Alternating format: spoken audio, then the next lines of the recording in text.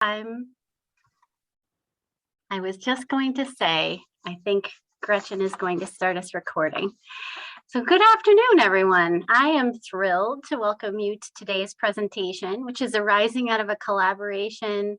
The presentation is arising out of a collaboration between the library and the Office of Mission Integration, which is sharing research conducted through the Mercy Critical Concern Faculty Collaborative on Race. I'm Dawn Emsalem, Director of Library Services. In terms of today's schedule, we'll first hear from 3 of our scholars, followed by questions and dialogue, and then hear from another 3 scholars, followed by another session of questions and dialogue. So as you saw, the presentation will be recorded, and if you could please keep yourself on mute until the questions and dialogue periods, we'll invite you then to unmute to comment or ask questions, or you can ask questions in the chat. And with that, I would like to pass the mic to Teresa Landrigan-Welpley, Vice President of Mission Integration. Great. Thank you, Dawn, very much. Now, can everyone see the screen? Is that coming through now? Okay. All right. Awesome. Well, welcome. I join Dawn in welcoming everyone. It's just wonderful to see you all here today. And it's my privilege to be able to introduce our Mercy Interdisciplinary Faculty Collaborative on the Critical Concern of Race. And this collaborative, the work of this collaborative, has been underwritten by the McAuley Institute for Mercy Education. And in that, with a grant from the Lilly Fellows Program, and then continuing support through a gift from one of our Board of Trustees members. So for those of you who might not be familiar, the McAuley Institute for Mercy Education is a newer initiative on campus, and the Institute seeks to advance Salve's mission through the development of interdisciplinary research, teaching, and university initiatives that foster an ethic of dialogue, of reflection and action around the tradition of mercy and the critical concerns of mercy. And we hope contribute to the development of mercy higher education in the 21st century. And we currently have in the Institute 2 faculty collaboratives convening. One is around the critical concern of earth and one on the critical concern of race. And today you'll hear from 6 McAuley scholars who have comprised the faculty collaborative around the critical concern of race. And each collaborative member received a grant to support a research, a teaching, or a university initiative to further work on this critical concern. And our scholars were encouraged to utilize a portion of this grant to underwrite collaboration with student fellows, student research assistants as a part of their work. And this was true both for the teaching initiatives and research initiatives that were part of the collaborative. So a few of these student fellows from our collaborative will be joining us today, and I know that you'll hear from at least one of our student fellows in our presentations today as well. And just kind of for context, these collaboratives convened 3 times a semester over the course of the past 2 years. And with each seminar, each convening, focusing on at least one of the initiatives of our McAuley scholars. So, and the students would join when we were presenting on their particular area of focus. So it's just a little context to get us started, so you have a sense of the work that this group has really been about over the course of the last 2 years, and the context out of which this research and teaching that we'll be sharing with you today comes from. So we're excited to welcome our McAuley scholars and our student fellows today, just to share some of the outcomes of these teaching and research initiatives, and to invite your contributions and engagement as well. So as Dawn mentioned, we'll be hearing from 3 collaborative members first, and those are the ones here on our left. Oyenike, Tracy, and Lindsay will be starting us off. And then we'll have a time for some engagement, and then we'll be hearing from 3 more of our collaborative members, Tim and Heather and Amanda. And you can see here the titling of their McAuley initiatives, their research and teaching initiatives that they've been at work on over the course of these last 2 years. So as we proceed, we know that there's there's a lot here that we have to share. And just for us to be able to focus our time today and be able to invite your engagement, each McAuley Scholar will be centering their presentation around this question: how do we engage with the critical concern of race, the notions of race within our work? And we'll be looking at 3 questions within this. So first, what are the leading questions on race that ground your research or teaching initiative? Where did these questions take you? What were the outcomes and how did the collaborative contribute? And then where you're going next. So each scholar will be sharing around where we began those foundational questions, where that invited our work further, and then what the kind of next steps will be within some of these projects. So that is, we hope, give us a frame to be able to engage over the real broad-ranging work that has been the fruits of this collaborative here today. And each scholar will have about 7 or so minutes to share. So we know that, 2 years worth of work in a short period, but we hope that you'll at least get a taste of that work and be able to maybe see the ways in which that might inspire or inform yours as well. So I'm going to invite Oyenike to get us started and share around her work on cover girls, a cross-cultural content analysis of cover models in Nigerian and Kenyan women's magazines. Okay, thank you, Teresa, for facilitating and guiding us right now, almost up to 2 years. I so appreciate you.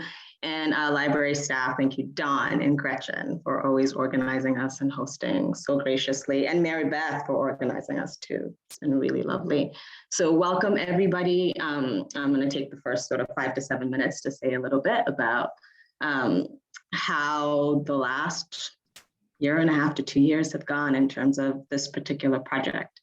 So in terms of sort of the leading framing questions, I think for me, first, it was really some concern about having only 1 year to sort of tackle this very ambitious coding project of cover models on Nigerian magazines. And also, it was really important to me to have students very active on the process, understanding that many of them would be coming in as undergraduates really new to research and needing quite a bit of methodological training. And at the same time, really wanting to do some of the zoning out that's important when, we're focused on, disparities research, and also working with students to really, through the process, interrogate their own racial identities and other salient identities as they relate to research. So for me, it was really thinking about, can I really do that, especially the training of students, and especially around the work that we were doing meaningfully. And I feel really confident, especially given the 5 that I have, that the resounding conclusion is that that was a yes, and there was real evidence that they were growing in the ways that I hoped that they would in terms of what they understand methodologically. They were really so impressive in how much they absorbed and what they could do at the end, but also in terms of them really being able to think about these identities and about what it means to be doing the research that we're doing. And I'm going to shout them out. All of them are crazy busy and couldn't be here, but the same 5 that started at the beginning are the same 5 that I have. So in terms of their adherence to this project, it has been impressive, and they are so inspiring to me. And they're Elizabeth Narvaez, Calorunda, Madison Harris, Mary Melo Severino, who's in Spain right now and study abroad, and Shanice Gellin. And all of them have just had so much stick-to-itiveness. So, for me to say that I feel very confident that, at least my initial framing or my questions or my hopes from it, I will say a little bit about why I think this. So first, we spent a lot of time early on really working on positionality and reflexivity statements, which tend to be the corner of qualitative research, but I really at this point have been working with students who are doing even quantitative studies to really, in many ways, claim positionality. And for those of you in the room who are not familiar, positionality is really thinking about salient identities and understanding that whatever it is that our past experiences, and some of that is our experiences of being racialized beings or gendered beings, and the intersections of all of those really change how we see the world. that all 5 of us can be in the room and all sharing a gendered identity, but very different racialized identities and past experiences, and all seeing this one picture in very different ways. So that's one bit of it. The reflexivity of the process was really engaging in an ongoing way about how these experiences that we have really change our relationship to the topic, right? How it's framing our questions, how it's framing what we're seeing. So constantly we're having these conversations. And I think certainly there was affinity because of our shared gendered identity that was really wonderful in this work, because I think as sharing the identity of being women in bodies who felt quite a bit of pressure in terms of approximating certain standards of beauty, there was a shared experience there, but there wasn't always shared experience. And I think in this group, there was really a lot of power in how we were able to sort of engage in these conversations. We were also able to really focus on disparities when we were faced with some of the limitations of the measures we were using. So, you know, in a separate McAuley, in a separate McKillop presentation, I did share some of the scales we were using, which includes scales of like skin tone assessment and body size. And we were finding very much that we were again against this premise that a lot of these measures were not normed on Black African women and were failing us in many ways.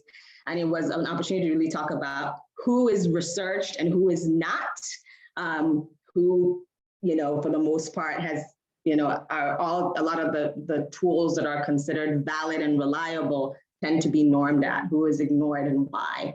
Why are women who are all, for the most part, sharing these oppressive experiences of their bodies, why are they populations that are understudied? So it gave us an opportunity to really talk about these disparities in research in a way that I thought was really quite powerful.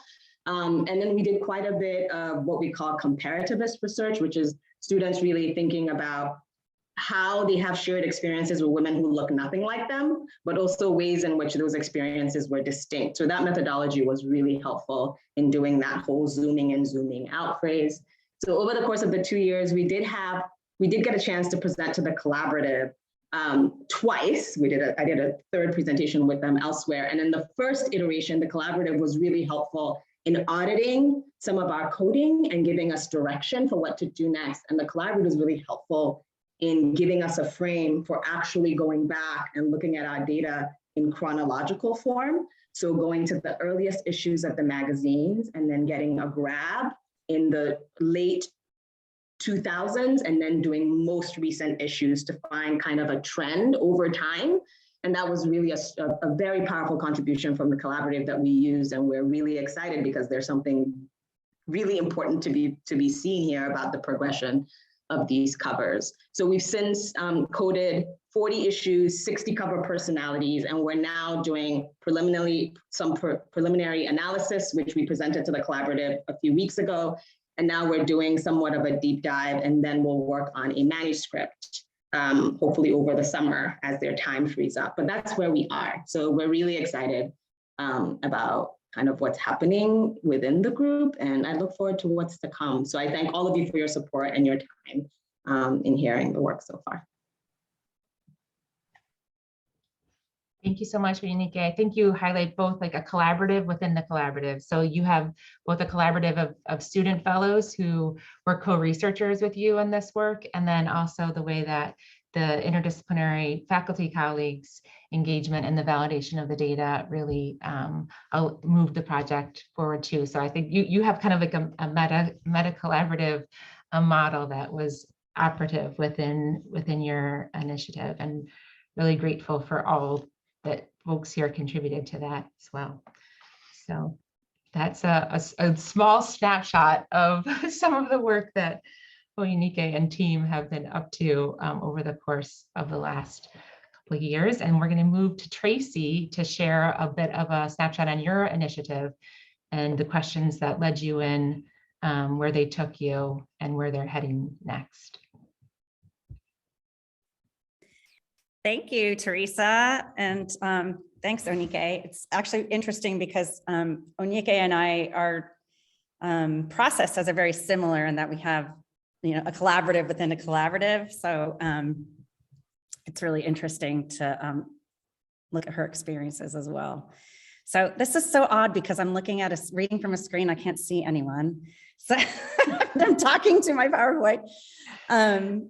So my overarching research question, which many of you have been at my earlier presentations at the Equity Summit last year. So it's the same research. And I'm looking at how do we prepare future secondary educators to be culturally responsive and anti-racist? And this, when I arrived at Solvay, has been paramount to my work with my students and researching our students' development across time. So my study is longitudinal and it's a mixed methods case study. And I'm looking, when I got here to Solvay, I had a model for culturally responsive areas of practice that came out of my dissertation research and was developed on the backs of many scholars. And it basically centers critical cultural and racial consciousness. And from there, only then can teachers make culturally responsive decisions with regard to curriculum and pedagogy and both the relationships with their students in their classrooms as well as outside in the community. So when I got here, I looked at the 4-year plan that the secondary education program already had. So I kind of overlaid my model with the 4-year plan to create a curriculum map to see how I couldn't try to develop the critical consciousness and eventually the culturally responsive practices in our students. So for the first 2 years of the study, I was basically looking more at the racial identity development. And in this case, all of the students in the cohort that I selected, so I'm following a cohort, are all white. And so when I joined the collaborative, I was able to support 2 undergraduate student researchers who are both have graduated. One lives in Hawaii, so I wasn't going to be able to get her here. And the other one is working locally and she couldn't be present today. But like Oyenike, this work requires a lot of reflexivity of obviously your whiteness, the other aspects of your identity and other intersections of your identity, both for me and my students and with my students. We did quite a bit of grounding in that work throughout the entire process. They also learned both quantitative and qualitative data analysis. So they were able to, through mentoring, just a similar process as to what Oyenike was speaking of, I was able to work with Dr. Caitlin Black as well. She helped our students learn how to input SPSS data and give them an idea about the analysis of those of that data. And then we did a lot of coding and recoding and summarizing and sorting and resorting and recoding of our data, which was student work and case study interviews. So let's see, they all presented at SRU Day twice. They presented to our collaborative, which I'll speak about in a minute, and also the New England Educational Research Association. So that was one amazing thing I was able to do through the support of the grant. But the collaborative was super helpful in, we presented pretty early on in our time as a collaborative together. So I was really focused on making sure my data systems were reliable and trustworthy. And so I got a lot of help from the collaborative on that. And that was wonderful. And also just kind of starting to think about what other directions for the curriculum map, as I could see the data coming in that might need to be tweaked and other things I might want to consider once I rework the map, because the whole point of this process is to inform the practice of the secondary education program in terms of how we're preparing teachers. So years 1 and years 2 outcomes specific to the research. Students still had difficulties conceptualizing and articulating the impact of whiteness on their identity as both just people, but also as teachers. And some still had difficulty articulating specific aspects of educational inequities that we would like to see them be able to do by that point in their time. For secondary education, they've only had a couple classes at this point at the end of their sophomore year. But obviously the whole point of this project is to see what's working and what's not. So for next steps, I'm going to continue years 3 and years 4 analysis and data collection and move into the manuscript writing. Again, like I said, the whole point is to revamp the curriculum model to see what we need to fix to make more culturally responsive and anti-racist teachers. That's it. Thanks, Tracy. Appreciate too, you can see the ways in which these are like these research initiatives also inform the teaching and formation of our students. There's the teacher scholar model, I think is at full force here, along with our students being co-educators and co-researchers and that. So thank you. I think your work, especially Tracy, highlights that. And Lindsay, we're gonna turn it to you for a little synopsis of your quite significant project as well. Thanks, Teresa. So I should warn everyone before I get started that I currently have COVID and my voice is really scratchy and I'm coughing a lot, but I'm pushing through and I have my tea, so hopefully it won't impact this too much. I was already working on a textbook when Teresa invited me to be a part of the collaborative. The textbook was actually just published last month, Rooted Jazz Dance, Africanist Aesthetics and Equity in the 21st Century, which you can see in the photo there. It is co-edited with Carlos Jones, who is a professor and dean at Buff State College, and Wendy Oliver from Providence College. So I had been working on editing this text, and my work in jazz is really about interrupting the master narrative that kind of shifted jazz from its roots in Black American community and positioned a group of white men as the founders of jazz dance, which was a narrative that was really perpetuated throughout my own history and training. And it took me many years of my life to realize that I was kind of participating completely unaware of this appropriation and commodification of a Black American art form. And so for me now at this point in my career, I feel like I have a tremendous responsibility as a white person to make sure that I am honoring and amplifying the voices in the community that was kept out of the narrative. So this is my second textbook on jazz dance, and the books have really been geared to move the conversation forward in that sense. I brought the first question into the collaborative, which was, how and why did jazz dance fracture from its African-American roots, including the primacy of its Africanist aesthetics and African-American cultural values? And if you look at the photos on the right, you'll see that on the top, there's a photo of Leon James and Willa Mae Ricker. They are members of Whitey's Lindy Hoppers, excuse me, who were social dance stars from the Savoy Ballroom in Harlem in the jazz era. And in that you can see, and this is just one glimpse for a quick comparison for some context, but you can see in that photo, there's spontaneity, a sense of groundedness, flat-footedness, there's personal style and improvisation, and all of the elements that are really consistent to jazz music as well.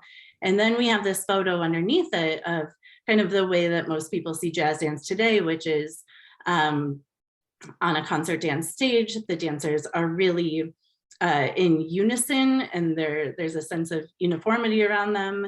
They're kind of stripped of personal style, stripped of individuality and emotion. So I brought this work into the collaborative, and they helped me work through a little bit of a comparative analysis of the aesthetics. But I also had a rough draft of a chapter at that point, a very, very first rough draft of a chapter, which is now in the book titled Whiteness in the Fractured Jazz Dance Continuum. And with that chapter, I ended up splitting it in half because of the feedback I got from the collaborative. I parsed out the parts about aesthetics and then jazz history into 2 separate chapters.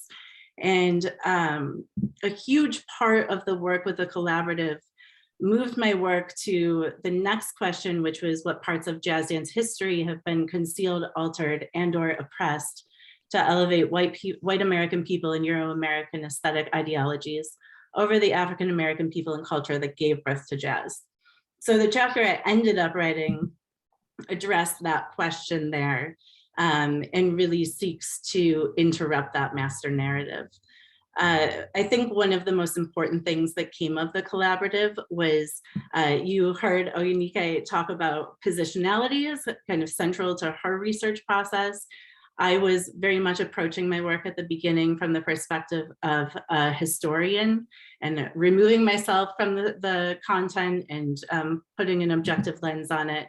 And my positionality was kind of at a endnote at the end of the chapter. I knew it was important, but I didn't think to make it central to the way I was writing about the content. And conversations with the collaborative really made me realize that that is absolutely central to the way I, as a white person, should be engaging with a Black American art form. And it actually became a major shift for the whole entire textbook. We realized that for all of the authors in the book, it was really important that they spoke from their own personal lens, that there was this sense of interrogation of their cultural and racial identities in order to unpack all of these biases that we have in ourselves and the way that we view and value our cultural art forms. So within that, I also felt like some things crystallized for me, which was in my role, how I have to always work within an anti-racist lens. That's the only way that I can responsibly approach the work and move it forward. Some of you are familiar with the way that I have given shape to the curriculum within the Salve Dance program. The curriculum for the dance major was approved in spring of 2020. So the curriculum is just now in the process of really rolling out, but jazz is a through line through the curriculum. My students are predominantly white, so a lot of our coursework does handle this content and also challenges students to engage with their own racial, cultural identities, and they have a lot of questions. So I think that a big part of moving forward for me is just trying to move this research that I'm doing in one part of my life, really making it central to the curriculum, and I'm seeing the impacts on the students. I actually just wanted to share a brief response so you can see this is, I guess, an outcome and a what's next of how it's impacting our students right now. This is from a course I'm teaching this semester called Roots of Jazz Dance, and they are the first course to be using my new textbook. They haven't yet gotten to the chapter that was part of the collaborative, but this is a reflection on the beginning, and she noted some of her Salve Dance experience. This is a freshman. She wrote, "Before I began studying jazz at Salve, I was aware that this program focuses on social justice, which was one of my main reasons for coming to Salve. But I had never realized that the way the program looks at and learns about jazz dance is a true fight against racism. As stated in the text, the dance community needs to uncover, acknowledge, and begin to make reparations to the African-American art community, including the many artists who are the unsung innovators and pioneers of jazz dance. I had never realized how a dance, jazz specifically, could have the power to push back against injustice and racism for the African-American community. For many years, I've been searching to find a profession that makes me happy, helps people in need, and has the potential to change the world. Last year, if someone had told me that jazz dance could do all of those things, I would not have believed them. Through this program, I will be able to put myself in a place where I can change the way people think and where I can fully understand my place in jazz dance as a white person." Thank you. Thank you, Lindsay. I feel like that quote too it's powerful kind of witness to the way this work is, engaging the critical concern of race, but also the work then of anti-racism, to say that activity within the teaching and research initiatives here, and how that is translating to our the work with our students. So thank you. And I know, Don, we're pausing here after the first three to be able to engage with all of you. So let me, I can see you on my other screen. So there we go. Hello, everyone. Yeah. So thank you, Teresa, and thank you, scholars. And we who organized this really were interested in hearing from the people who have just listened to these about what most resonated for you and what you'd like to know more about. So I'm sort of throwing that out there, and please feel free to put questions in the chat or unmute yourself and ask a question. And if you'd like to raise your hand and get, if that makes you more comfortable, feel free to do that as well. And I see Lisa Richter. Would you like to ask a question? Yes, thank you. Hi, everybody. Thank you so much for these wonderful presentations. They've just been really fantastic.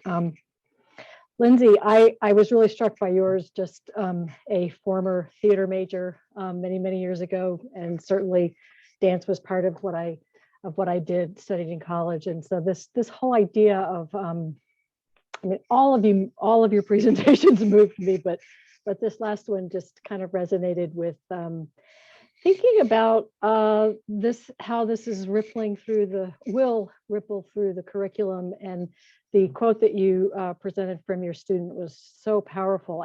I was thinking about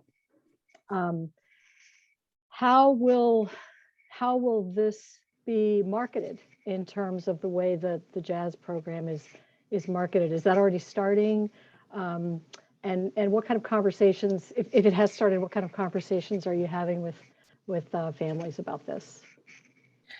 The marketing is something I'm really careful about because I am a white person and the only full-time faculty member. So it's messy for me right now, just sorting through what that means to market the program as a jazz-focused program. And also, I mean, we do, programmatically speaking, pretty much all of the guest artists I bring into the program are Black American jazz artists, because I feel like the students need to have that representation in the program, but it's still, you know, just me at the forefront of it. So I have really big questions for myself and how to move the program forward and do it responsibly. It's something I'm dealing with every day, and it's a really big and messy conversation. But and for the families, I'm very upfront about what the goals of the program are, and I know that it might turn some people away, but I also don't want students to come into the program thinking that they're going to be, I've dealt with a lot of pushback about it being too political. And I am okay with that, because I think that people have historically sat out of conversations about race by saying that it's too political. So I'm navigating all of that right now. Yeah. Thank you. And we have a question from Kelly Armstrong, who says, terrific presentations and collaborations with students. Thank you so much. Has this project affected how you approach your role as faculty members and the ways in which you teach?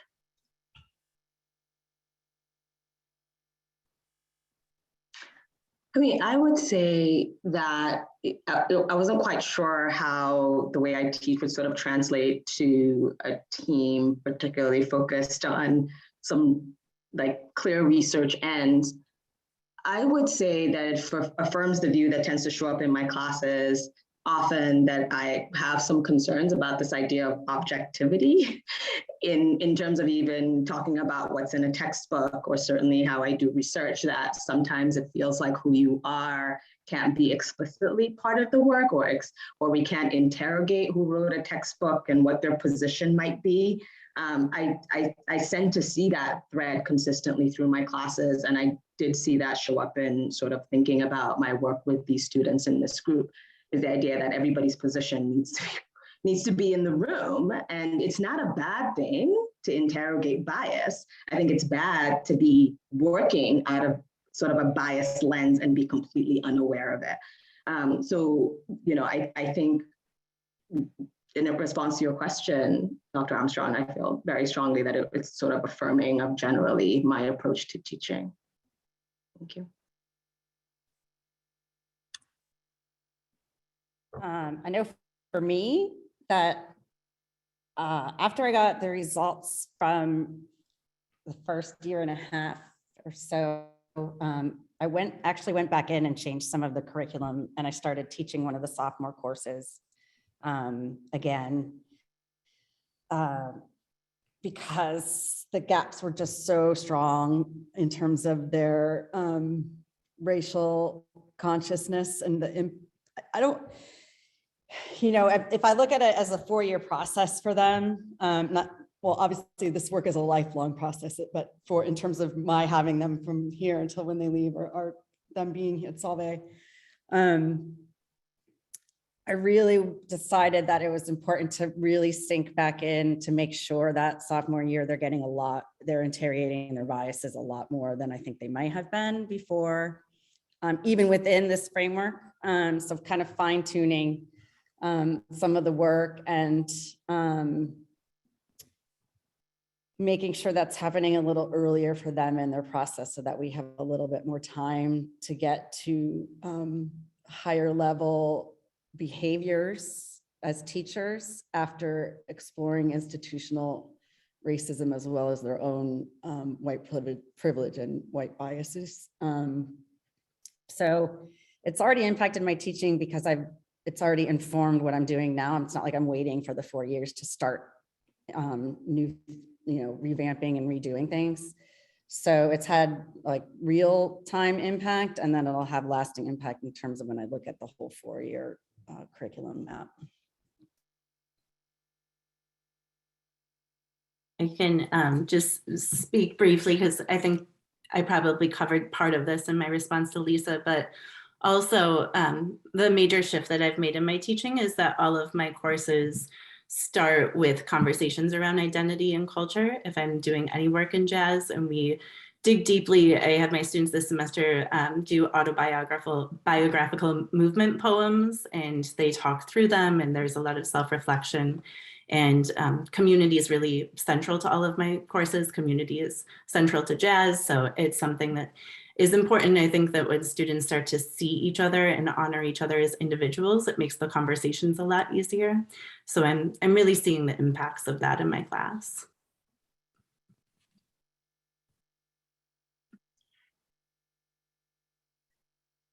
Well, thank you all. And we have, we maybe could move on to our next 3 scholars. Does that sound okay, Teresa? We move along.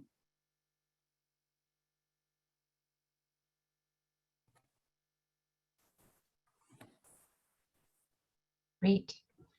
So thank you. And I think the first 3 McAuley scholars that have shared, you can see even from your question, Kelly, the application of these research initiatives into teaching. And in this, I think also some of these are more maybe focused in teaching initiatives that also have led to some research. So the arrow maybe is flowing another direction. So Tim, you can, if you would, kick us off with your project on revising and revitalizing 2 courses. The Religion and Race in America was in year 1 of the collaborative, and American Civil Rights Movement. Thanks. Thank you. Oh, and Tim Teresa. has a student fellow here with us as well. Yes. Let's see, I'm looking in the screen for Alicia Lopez. There she is, who is a junior history and major in global studies minor. Yes? Okay. So welcome to both Tim and Alicia. So we have a student fellow and our McAuley scholar for this next presentation. Thank you, Teresa, and I'm very happy to be joined by Alicia Lopez, my student collaborator. So as Teresa said, I came to this process working with the collaborative on race from a point of view of curriculum development and curriculum revision. But as I think Teresa said earlier, as teacher scholars, the lines between teaching and scholarship are blurred, which I think is a positive thing. So in my own research, I look at issues of at the intersectionality of religion and race in American cities in 20th century. And these courses both speak to that as well. So in year 1, last academic year, the project was to work on creating a brand new course that I'd never taught called Religion and Race in America, and worked on that and developing that. And that course was, I taught that course for the first time in the spring of 2021, so a year ago. And this year, are working with the help of Alicia together, we're working on a course that I've taught several times, both here at Salve and at other universities. One state university in Texas, Stephen F. Austin State University, as well as a university in Chicago, on the American Civil Rights Movement. And, you know, part of thinking about the questions we're asking, Alicia and I kind of thought of them as kind of challenges for this type of work. So I'm going to let Alicia address that a little bit.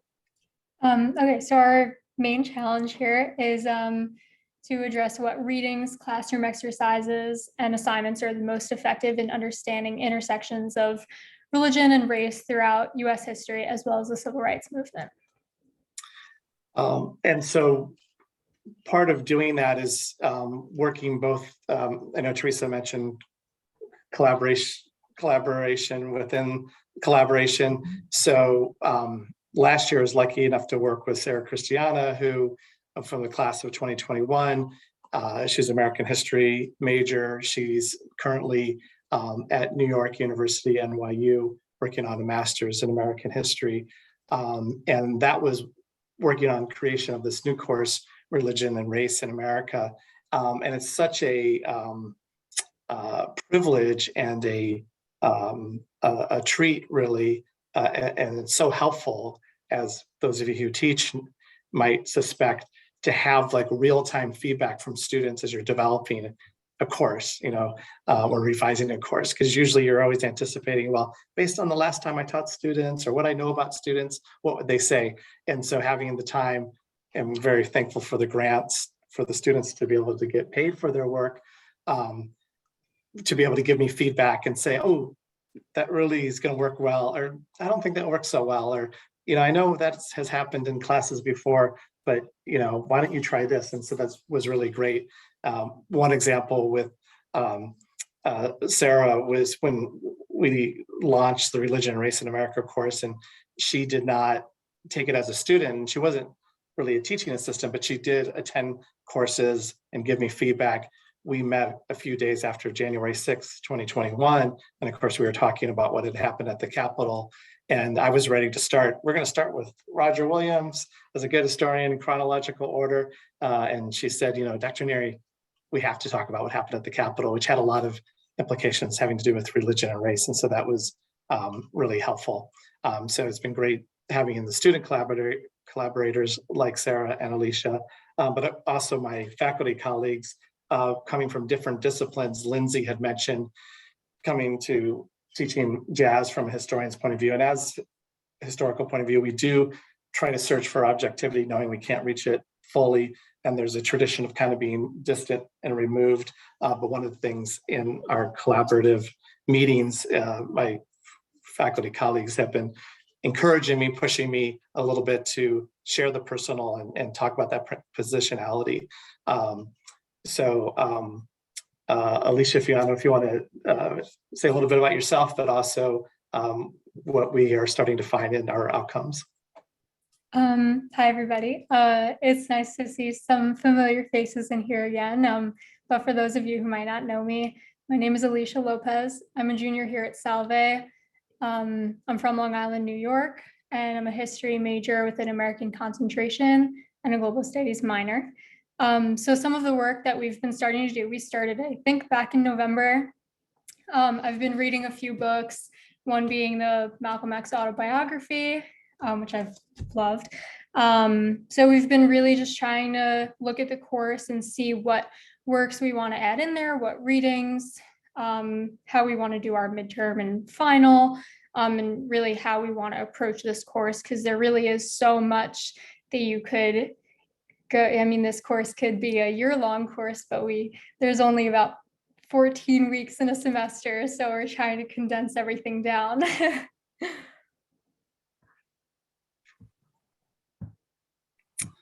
And did you want to talk a little bit about biography? Oh, yeah, of course. Sorry. So some of our outcomes here. So biographies are effective. Like I said, one of the books that Dr. Neary had me reading was the Malcolm X autobiography. We found that having students read biographies and autobiographies is really effective in captivating the students. Even if they're not history students, having someone read about a single person's life and really focus in on that helps keep them engaged and interested. And we also found that, maybe not surprisingly, that when looking at periods like the modern American Civil Rights Movement from the early 1950s to the late 1960s is kind of the traditional classical period, that there's certainly historical uniqueness, things that happened at certain times that are unique, that are, of that time. And there's a couple images on the screen here of Selma in 1965, and those are very specific and unique.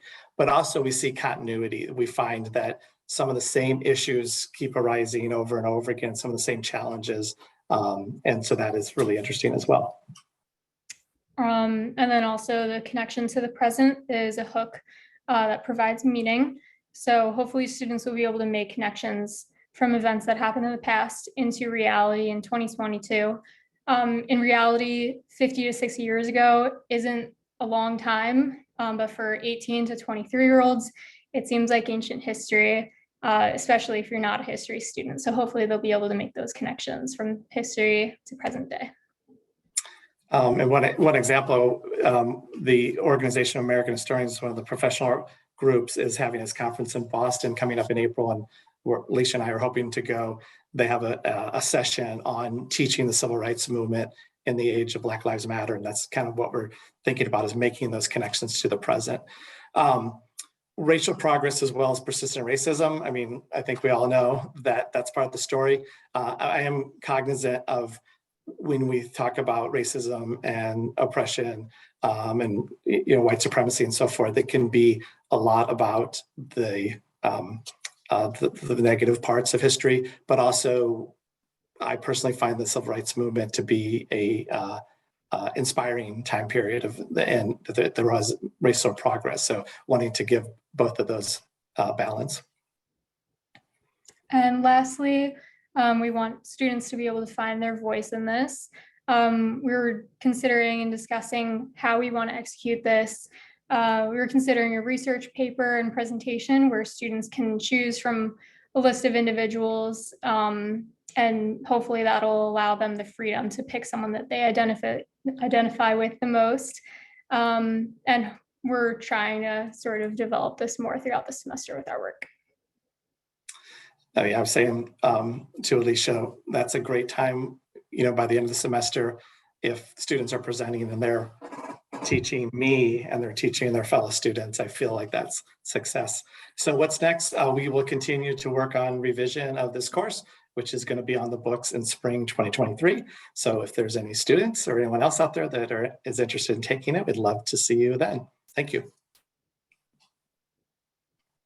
Thank you both, Tim and Alicia. And I think you have a sense, even for as you present together, everyone here had a little sense of the collaborative, the work in the collaborative kind of in real time.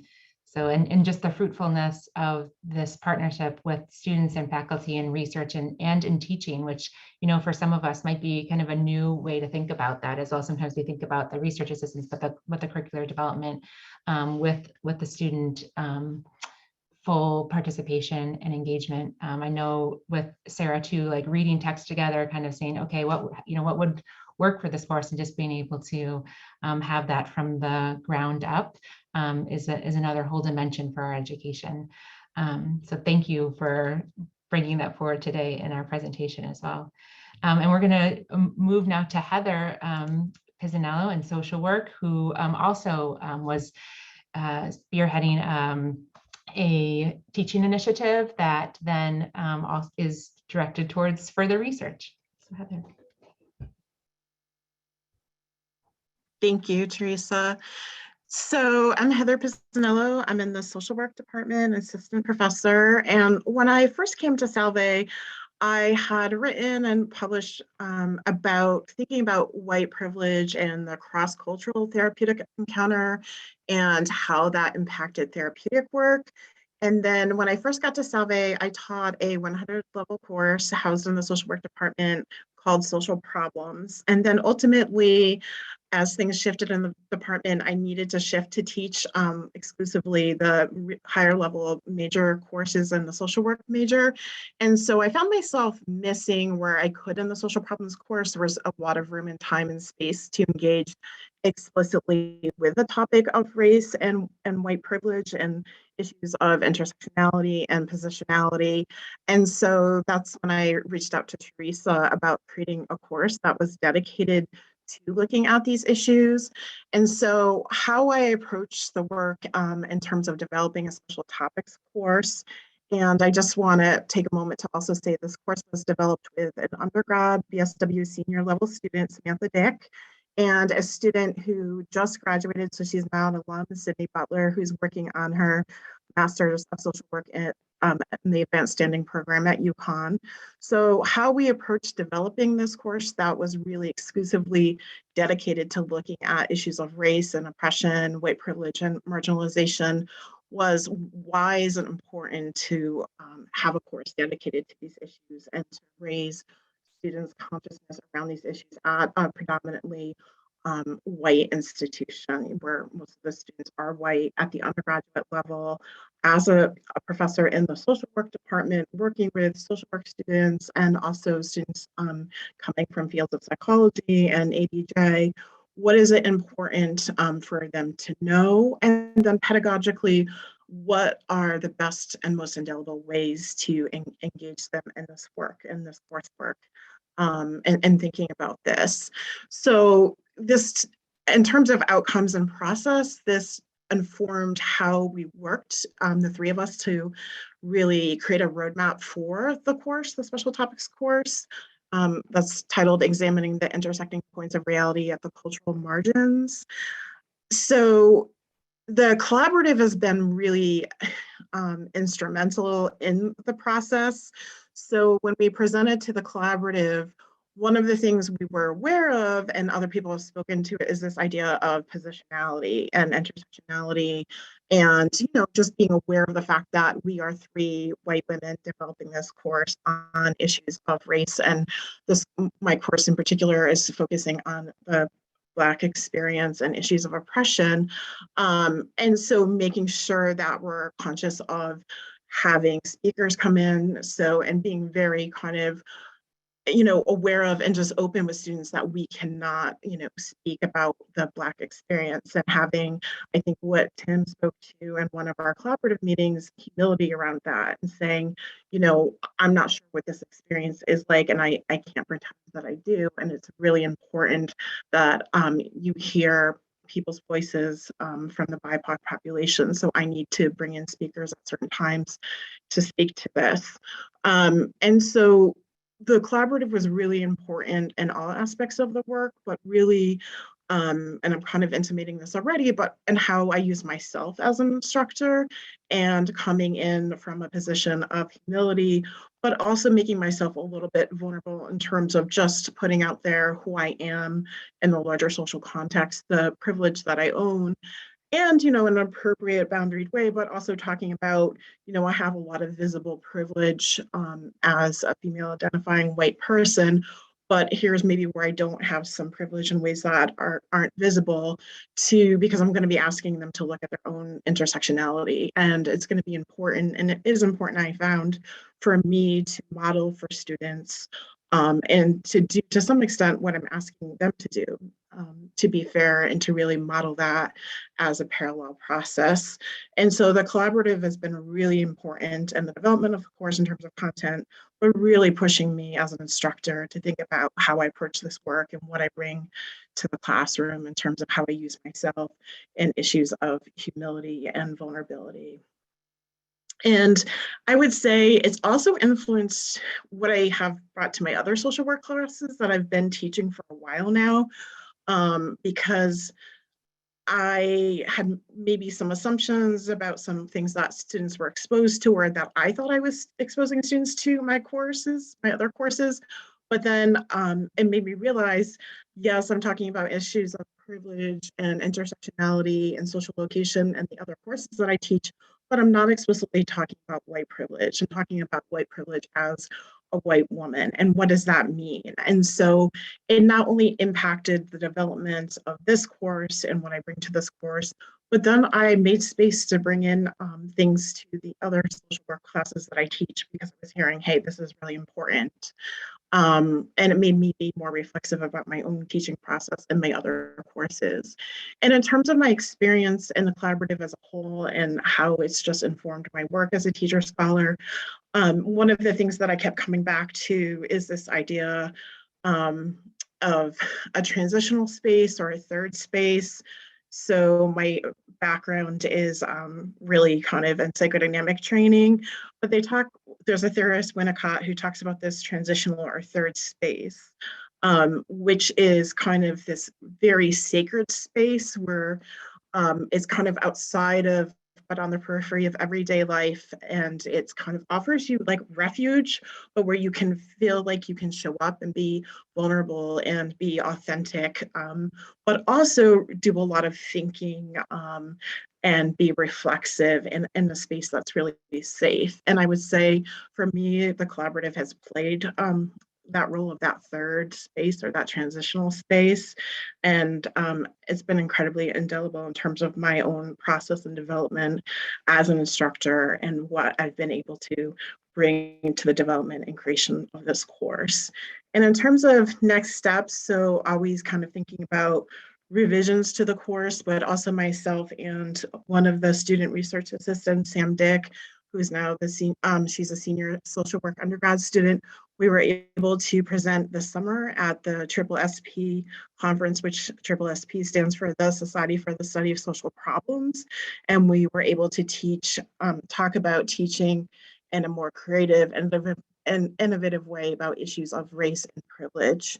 And another kind of plan that we have in terms of outcomes is, once the course ends, looking at and doing some type of qualitative content analysis of, over time, the impact that it appears from looking at student journals with their permission, their photo voices, which is one of the teaching modalities I'm using in the course, to see how it's impacted their consciousness and their awareness and their comfort with looking at issues of race and privilege over time. So, thank you. Thank you so much, Heather, and I really appreciate your extension then of that third space to the work in the collaborative, as well as the ways in which the course itself seeks to do that. And also just noting in the collaborative, we have junior faculty and senior faculty too, that I think is part of this kind of mutual engagement, that we have like 2 department chairs, right? And now a program director as well. And I think that that's really been meaningful too, that like seeing the ways in which we each are informing our work across the university. So I think that has provided a kind of a privileged space for that kind of work together as well.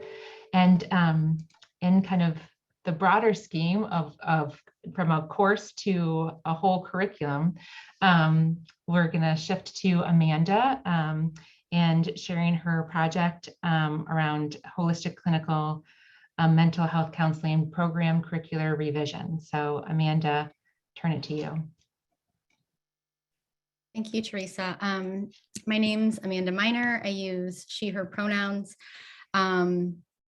I am a white person. I have brown hair about to my neck. I'm wearing a light blue shirt. There's a dark blue wall behind me, and I've got some plants on a shelf behind me. I'm describing that just because for individuals who may have vision impairment, it's a way to bring them into and be a part of the experience more. We also have the transcript option on today to make sure that those of you that are needing that have that.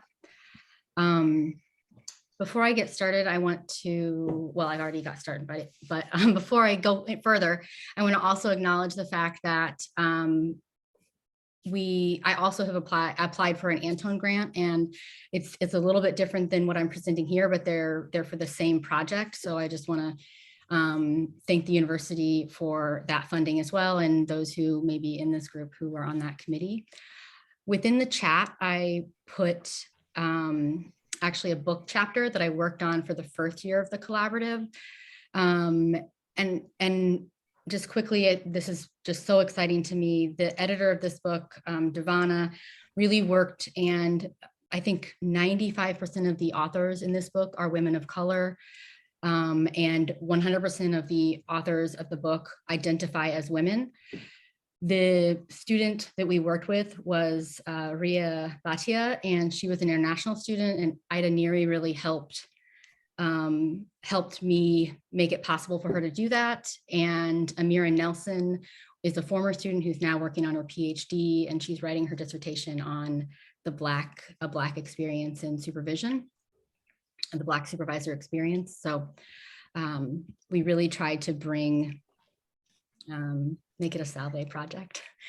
But now I'm going to move on to the project that I'm working on right now, which is revising our curriculum in the holistic clinical mental health counseling program and the holistic counseling program. But the clinical mental health program encompasses the whole program. So it's our best shot of being really holistic about it. I think for me, what I'm going to do a little bit for the sake of time, I'm not actually going to read a lot of the stuff on my slide. I'm just going to talk about it. For this project, I have a new team of collaborators, of co-researchers, and I thought it was important because we are looking at the correct curriculum that I have an additional full-time faculty, an adjunct who actually was in the dance program. Lindsay had introduced her to me when she was an adjunct for Lindsay, and she worked on a project with Laura O'Toole and I when we did the Davis Grant for Civic Engagement. So as you all were talking about the connection and the collaboration, I started thinking about all the ways that even people who are outside of our collaborative were really being pulled in and pulled into the work, and it's exciting for me. So I also wanted to make sure that I recognized those connections, because without Lindsay and Laura and Ida, I wouldn't have been able to do the projects in the way that I did. So we thought it was important that we had a broad group of collaborators, because we recognize that,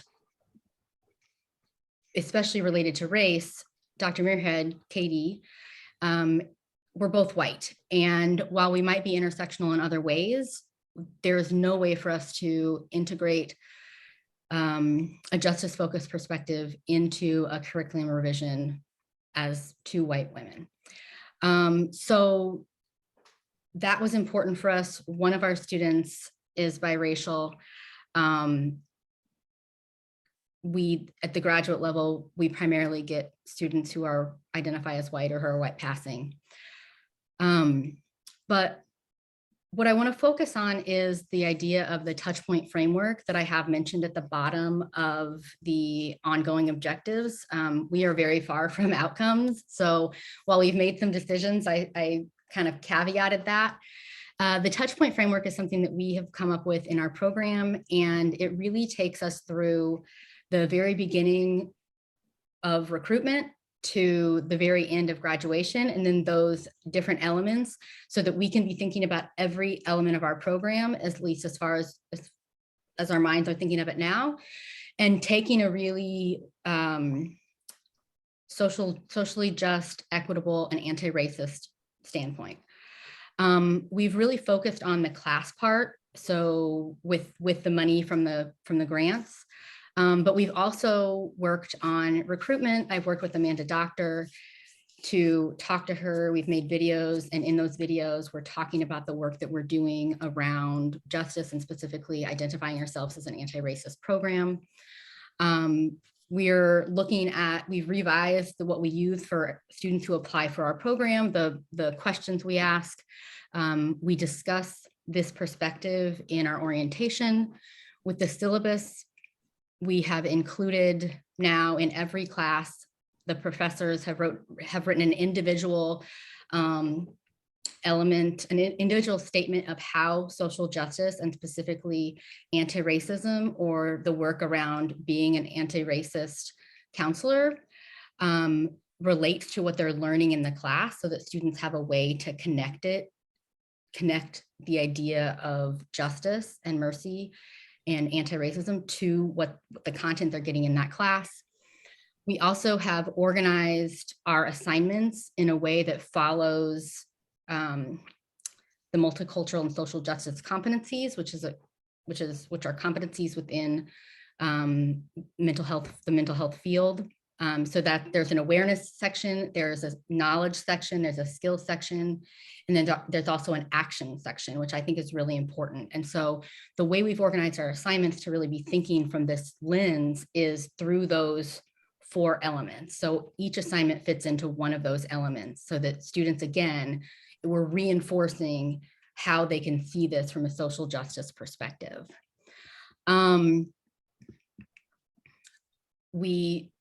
We've also made some additional changes because we recognize, and Teresa and I talked about this, but while we do really focus on race and we make it very clear that we believe a lot of the systemic issues that occur are because of colonialism and because of race, because of things that have happened in our country directly because of race. We also recognize that there's a lot of issues that we wanted to work on to be justice-centered and to reflect really the Mercy mission and the critical concerns. Teresa, I forgot to look at the clock when I started. Yeah, I think we're just about there, but I see how you have the critical concerns and the ways in which this project is seeking to engage across the critical concerns. Yeah, certainly with the focus here in race, but yeah, no, I appreciate that. So I don't know if you have a final word, Amanda. Yeah, I just want to add one more thing in terms of what I got from the collaborative. For me, the collaborative, especially because right now, because of medical issues, the whole pandemic, I've had to be working from home and had some major surgery. And the collaborative I found was just so pivotal for me to be able to feel like a part of Salve still. In addition to some of my other amazing colleagues who have done a really lovely job of reaching out. It's added to my personal growth. It's strengthened my allyship with not only the people within the collaborative, but also the elements and their personal identities. And it has also really helped me lean into some of my own unique identities. So I really have enjoyed this group, and I'm very thankful for them. And I'm thankful for Teresa and Mary Beth and everybody who made this possible. So thank you. Thank you, Amanda. Yeah, I think that is, I think what you shared there in conclusion, there's a lot, also just in terms of how we come together in community, that this work that we are about and the research and teaching that we're seeking to advance comes out of our own humanity. And then there's a way in which this collaborative invites that forward and maybe a deepening as well. And that then, it translates to the kind of community that we're seeking to realize here at Salve. So I'm going to stop sharing here and turn it to Dawn. So we have a few minutes for questions and engagement with all of you. There's a lot that we share. You can see there's been a lot of really rich and layered work that this collaborative has been about over the course of the pandemic. Like we're almost at I think it was March 16th or something. So we're 2 years. That kind of marks our time as well. But we would love to just engage with you just a bit here for our final minutes and hear your reflections too. So turn to Dawn. Thanks. Yes, everybody. Again, I wanted to open it up if you would like to unmute and share, either ask a question, share has resonated with you from these presentations or what you'd like to know more about. Feel free to chat, raise your hand, unmute, whatever seems easiest for you.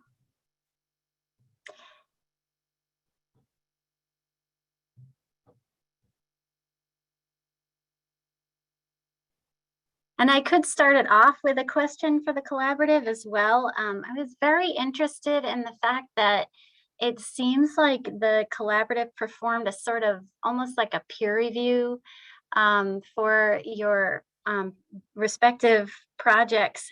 And I wondered if anyone wanted to speak about how looking at race together through the lens of different disciplines, your colleagues' disciplines, might have affected your work and how you saw each of your projects.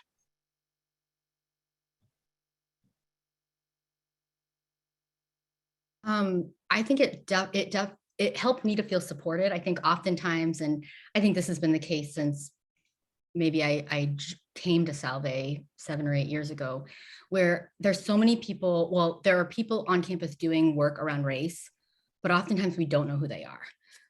Like I remember that Sister Jane had a presidential group doing work on race, and I was looking for something and I ran across it somehow. And then I called Ida and I was like, I didn't even know this existed, you know? And so I love the fact, and I think Kelly's working at this too, with so many of the things she started. But I think that this allowed us to come together and kind of get out of our silos and get out of our individual spaces and really see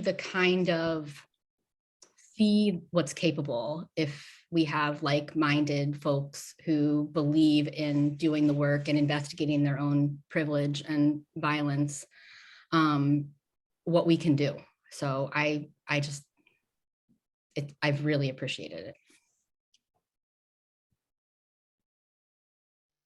Going off of that, I just feel like we all had shared values, and because of that, didn't feel like we were, I mean, I think that the work around positionality was really central to a lot of the conversations you just heard, and maybe that emerged as a theme that might land in certain disciplines more than others. But at the same time, we had shared values that felt like we weren't approaching the work from different places. It felt very much like we were all doing the same work.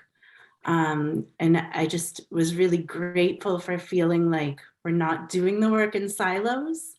I know that I have expressed this within our collaborative, but I have my community that kind of worked on that book, and then this community, and it just led me to feel like community is central in the way that we should really be approaching all of the work we do, and we're better because of it, and we think outside of ourselves because of it. So I think it was incredibly valuable.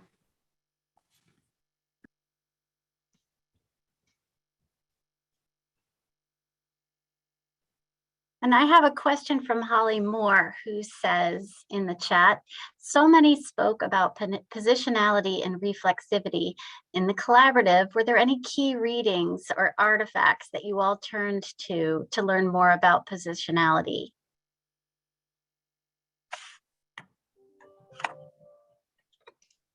I mean, typically, and I think that's a really great question. I think for me, a lot of how I incorporate it into qualitative research comes from sort of the bucket of work that's called phenomenological qualitative research. So I know there is a general text by Cresswell, and I'll throw that name in the chat, that tends to talk about each of these approaches. And that may be a really great place to start. But certainly it's not only Cresswell that speaks about it. The phenomenological researchers are wide and deep, and their specific approaches to it are wide and deep.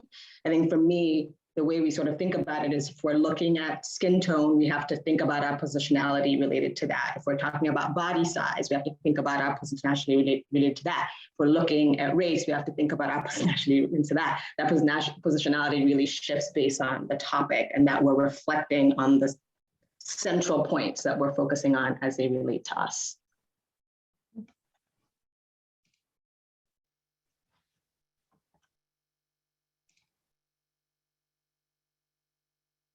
Holly, I put a book in the chat that is written by a counselor educator who is biracial and also queer. And I use this book in my classes, in my cross-cultural class specifically. This isn't exactly what you were asking about, but I think Annalise does a great job at creating a book that's written both for people who identify as white and people who identify as color, or as people of color. And it's something that my students went through, I went through. I would recommend it. And I know I work with graduate students, but it was so good for my students. So. Thank you. I know we're just at the end of our time, but I'm grateful for all that was shared today, just so that you can kind of have a sense of this, and also these questions, seeing the ways in which the work of this collaborative can extend into the research, teaching, leadership that everyone who's here in the room today can affect at Salve. We talk about the critical concerns. The Sisters of Mercy articulated these critical concerns in 2005, reaffirmed them in 2011, and then at 2017 at each of their chapter meetings. They say this is really central to all our sponsored works, our social ministries, but our educational institutions. And I'm really grateful for every member of this collaborative, student and faculty whose work is really advancing the commitments on the critical concerns here, specifically on race at Salve. That's really central to our mission. So thank you all for joining us, and also for the extraordinary work that is represented here today. And we wanted to share like a couple announcements to invite you into some further opportunities. And the next one is with the Earth Collaborative. So this collaborative is the 6 faculty and student collaborators, and there's a parallel group around the critical concern of Earth that has been convening, and we'll be gathering during Earth Week on April 21st, again co-sponsored with the McKillop Library. So just great thanks to Dawn and Gretchen for hosting this today. It was part of the faculty lecture series. So if you can return, I think that one's going to be in person in the library. And so that is April 21st. And here's a little promo of that, so you can see who's all involved, so you can return and enter in a little bit to the conversations and work that's been happening there. Also, this collaborative is also sponsoring a public lecture on April 5th with Shannon D. Williams on confronting a silent past, Black Catholic nuns in U.S. history. And we hope that you'll be able to join us for that public event. And also we saw Kelly here today, but also the Institute sponsoring our last What Matters to Me and Why, so we can hear a bit from her. And from the McKillop Library, here's some events coming up just, this coming Tuesday, International Women's Day for the screening of Girl Rising, and also for the Inclusive Reading Club on invisible disabilities. And I think, yep, there we go. And one more, I saw a message from Sammy to note that April 8th is going to be the second Mercy Summit on Equity and Inclusion. So we wanted to mention that as well. So today, engaging with this work and in these conversations, but many more opportunities for us to continue this as a university community. So I thank you all so very much. Thank you, Dawn. I don't know if, Dawn, you want to have a final word, or Gretchen, but we're really grateful for this time together today, and look forward to all the what's next that were shared in each of the presentations here with all of you. Thank you all. Thank you. Thanks, everyone. Thank you.